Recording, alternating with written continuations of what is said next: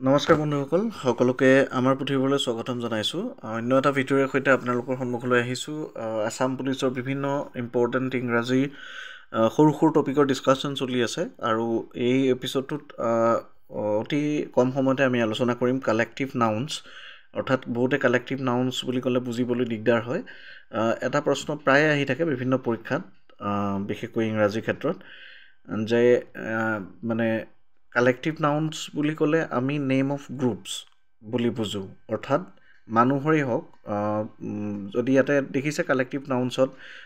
আমি তিনিটা ভাগ ইয়াত ডিছকাছ কৰিম পিপল অৰ্থাৎ মানুহৰ বিভিন্ন গ্ৰুপছবিলাকক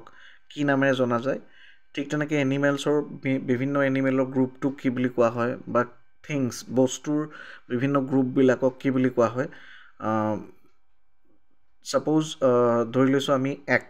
এক্টৰটো মানুহৰ এটা ভাগত পৰিছে আৰু এক্টৰ এইখিনি যেতিয়া একেলগে থাকে সেই এক্টৰখিনিক একেলগে কি বুলি কোৱা হয় সেইটোৱে হৈছে কালেক্টিভ নাউন ঠিক আছে গতিকে আশা কৰিছোঁ এই আলোচনাটোৰ পৰা ছাত্ৰ ছাত্ৰীসকল কিছু উপকৃত হ'ব আমি আলোচনা কৰিবলৈ আগবাঢ়িছোঁ প্ৰথমতেই আমি আজি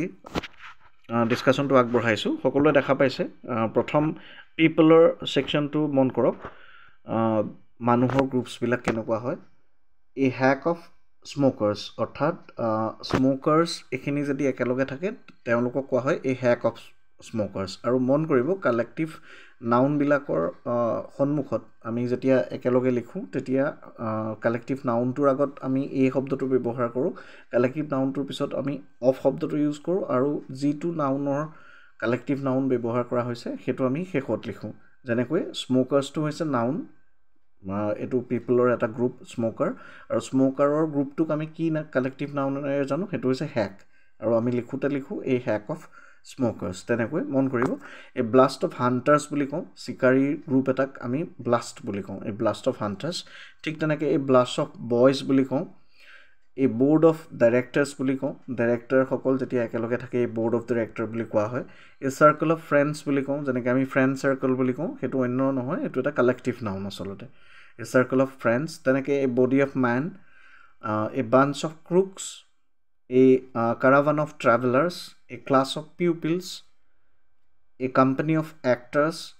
a crew of sailors a gang of thieves a disguising of tailors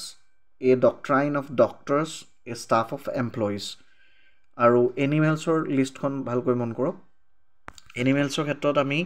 a slot of bears বুলি কৈছোঁ a gang of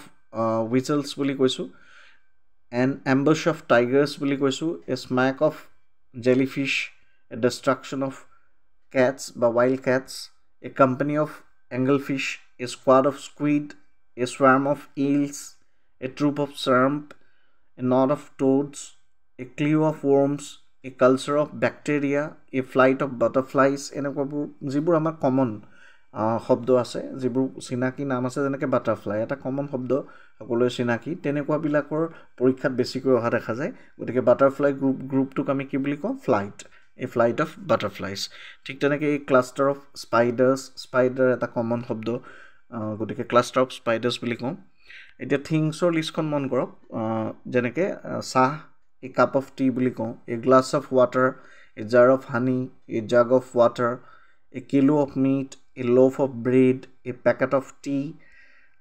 মন কৰিব টি যেনেকৈ কাপ অফ টি কৈছোঁ এই পেকেট অফ টি কৈছোঁ গতিকে প্ৰতিটো নাউনৰ বিভিন্ন ধৰণৰ মানে গ্ৰুপটোৰ নাম বিভিন্নতা থাকে কালেক্টিভ নাউন একেটা নাউনৰ বহুত কেইবাটাও থাকিব পাৰে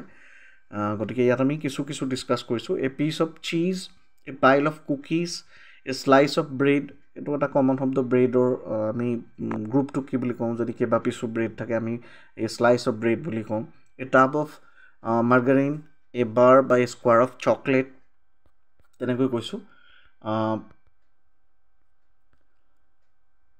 পিপল আকৌ এখন লিষ্ট মন কৰক people a band of men বুলি কৈছোঁ এ কাষ্ট অফ এক্টৰ্ছ বুলি কৈছোঁ a stack of librarians a sentence of জাজেছ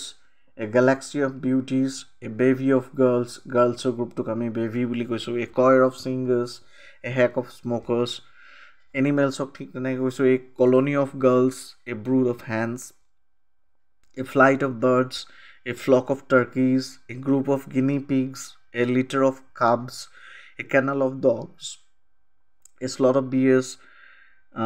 things তেনেকৈ বস্তুৰ ক্ষেত্ৰত a batch of cakes বুলি কৈছোঁ, a bottle of milk, a bowl of rice, a box of cereal, a can of soda, a carton of milk, a cup of tea already discuss কৰিছোঁ। গতিকে এনেকুৱা ধৰণৰ collective নাউনখিনিও আমাৰ ছাত্ৰ ছাত্ৰীসকলে চাব। বিভিন্ন ধৰণৰ ইণ্টাৰনেটতে গুগল কৰিলে পাব বা ইউটিউবতো বিভিন্ন ধৰণৰ এনেকুৱা ডিছকাশ্যনছ পাব। কিন্তু সৰু বস্তু কিন্তু খুবেই ইম্পৰ্টেণ্ট, প্ৰায় পৰীক্ষাত অহা দেখা যায়। আৰু লগতে আমাৰ ছিৰিজসমূহ সৰু সৰুকৈ চলাই থকা হৈছে। ছাত্ৰ ছাত্ৰীসকল যিসকলে প্ৰিপেৰেশ্যন চলাই আছে তেওঁলোকক কি ধৰণৰ ভিডিঅ'ৰ প্ৰয়োজন সেইটো যদি আমাক কমেণ্ট কৰি জনায় আৰু যদি ভিডিঅ'সমূহ সকলোলৈকে বিয়পাই দিয়ে তেতিয়া আমাৰ মাজত আমি জানিবলৈ সুবিধা হয় যে কি ধৰণৰ ভিডিঅ' একচুৱেলি তেওঁলোকৰ কাৰণে প্ৰয়োজনীয় বা কি চাকৰিৰ কাৰণে প্ৰস্তুতি চলাই আছে, সেই অনুপাতে আমি তেওঁলোকক মেটেৰিয়েলছবিলাক যোগাৰ ধৰিবলৈ চেষ্টা কৰিম। সকলোলৈকে শুভেচ্ছা জনাইছোঁ। পুনৰ ধন্যবাদ।